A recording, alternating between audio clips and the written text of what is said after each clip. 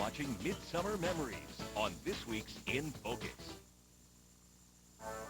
We continue with tales of all-star pitching.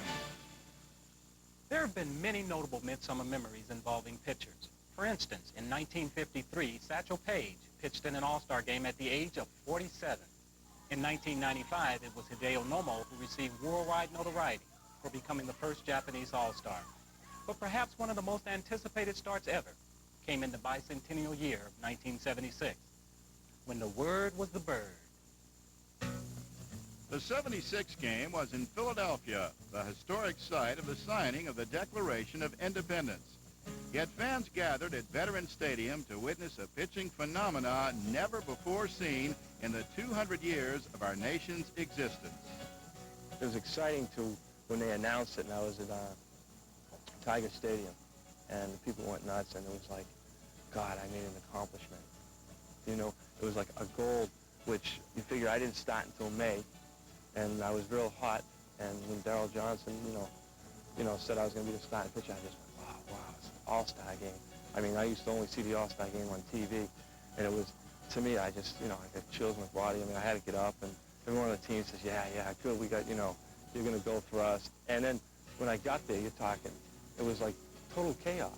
I mean, I couldn't believe how much madness was at a game. I mean, you couldn't even walk down through the lobby. Something that I never thought I'd have in my life. And I never really got into baseball at all, and now I'm getting into baseball, and I never thought I would. Just getting all this stuff and shaking. I'm tight. I don't know what to do. It's great, though, and I'm happy to start it, too. It's a thrill out of my life. I don't know what to do. I just hope I can win, that's all. But I never predict the future, so I'm just going to go out there. Whatever happens, happens. Then when you got to the game, it was just as bad. I mean, it was people all over the place. Then you met the president, and I'm going, wow, I got to pitch a game. This is 10 minutes before the game. I got to meet the president. Jeez, it's blowing my game. My game plan is like get in front of my locker, talk to myself, go over a few things, and here you got to shake hands with the president and then take off and go pitch. Then you look up in the sky and see all these people, 70,000 people, and all of a sudden you just see these guys on top of the roof like this with guns, man, because the president's there. I'm going, holy mackerel, some nut around here does something.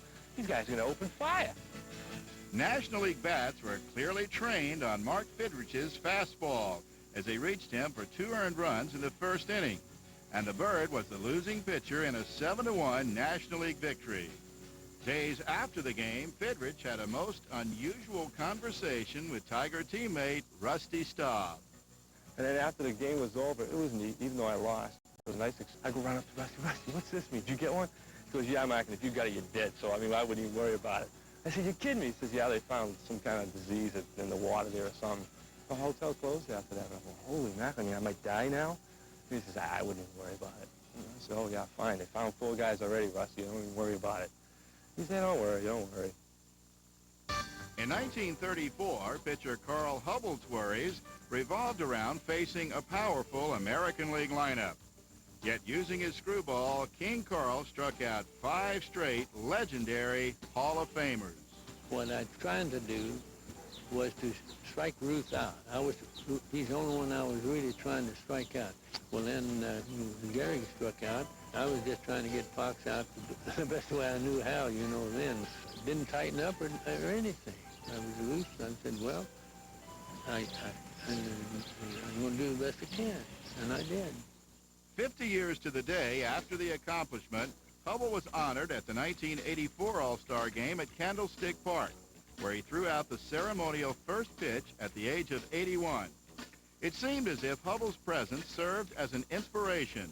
The striking similarity began with another master of the screwball, Fernando Valenzuela, who struck out Dave Winfield, Reggie Jackson, and George Brett. The next inning, 19-year-old Dwight Gooden became the youngest player ever to appear in an All-Star game. Lance Parrish was Dwight's first victim. Then came 2 more Ks, and the duo of Gooden and Valenzuela had struck out 6 straight. Dwight had made quite an impression. See, I know who he is now. I didn't know what his name was. I thought it was Golden before, but now I know who he is. He's going to be around a long time.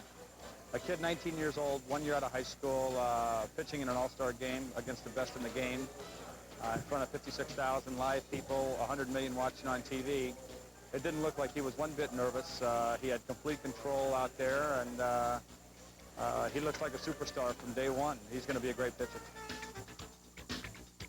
Not to be outdone, Oakland A's relief pitcher Bill Caudle entered the game in the 7th inning, and he too proceeded to strike out the side in order, making it the 3rd time a pitcher had struck out the side in the 1984 All-Star Game.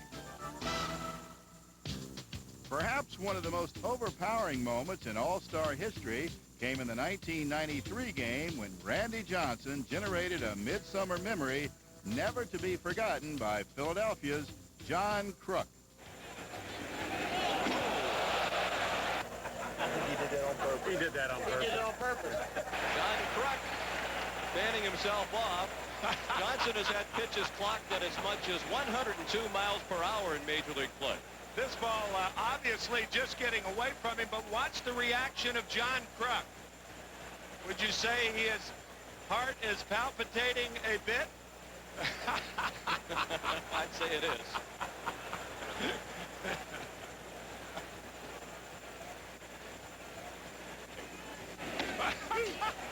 Look at the next step.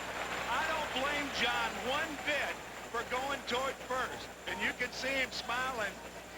The first one's over his head, and then look at this. Looks like a rope was on his right leg. And he bailed out again at the breaking He ball. wants no part of Randy Johnson. None. Nada. Now, is it possible, Tim, that this would have been gamesmanship in the All-Star game, that perhaps Johnson threw it up there intentionally to elicit this kind of response? I don't think so. And after first pitch, I said, all I want to do is live. And I lived. So I had a good at-bat. Now it's time for a beer.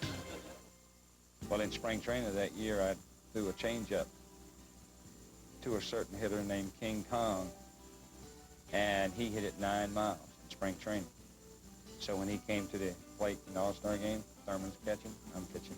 He gives a sign, changeup. I went, no. He gives a sign again. I said, no.